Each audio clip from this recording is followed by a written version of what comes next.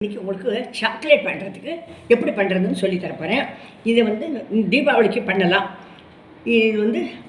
இது பால் பவுடர் வந்து இதால் 2, இந்த கோகோ வச்சுருக்கேன், கோகோ பவுடர் இதால் 1, எல்லாமே இப்படி தான்.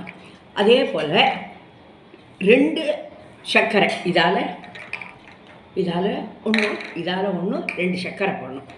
ஒரு ஏனத்தில் அந்த சர்க்கரையை போட்டு இதால் ஒரு ஏனம் தண்ணி ஊற்றி அதை நல்லா ரொம்ப ஸ்மாலாக வச்சு அடுப்பை அதை நல்லா கலரணும். பாகு மாதிரி கலரினதுக்கப்புறம் இதை இந்த மாதிரி அதை ஊற்றி பார்க்கணும். அந்த பாகை இந்த மாதிரி நிற்கணும்.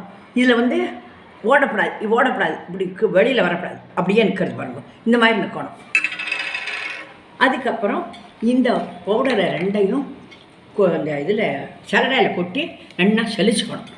சளிச்சென்றதுக்கப்புறம் கட்டி இல்லாத சளிச்சென்றதுக்கப்புறம் அந்த பாகில் அதை கீழே இறக்கி வச்சு இந்த ஒரு டீஸ்பூன் நெய் அதில் ஊற்றிவிட்டு இந்த கோகோ பவுடரையும் இந்த பால் பவுடரையும் சேர்த்து வச்சு கலந்து வச்சுருக்கையிலே அதை எடுத்து அதில் கொட்டி நல்லா தேய்ச்சி கலரிட்டு அதை நல்லா சுருட்டி நல்லா கலரும். அது சித்திராழியில் கல்லாட்டம் ஆகிடும். அதுக்கப்புறம் ஒரு தட்டில் நெய்யை தடவி வச்சுட்டு அதில் கொட்டிட்டேன்னாக்கா இந்த மாதிரி கொஞ்சம் நாழியில் இந்த மாதிரி ஆகிடும்.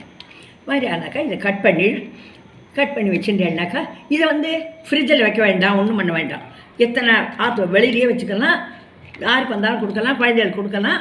இது டப்பா எப்படின்னாக்கா என்ன வைக்க முடியும், கையில் ஒட்டிக்காது ஒன்றுங்க. இதை பண்ணி பாருங்க. லைக் பண்ணுங்க, ஷேர் பண்ணுங்க, சப்ஸ்கிரைப் பண்ணுங்க. இதை பண்ணி பார்த்துட்டு அப்புறம் எனக்கு சொல்லுங்க எப்படி இருக்குன்னுட்டு.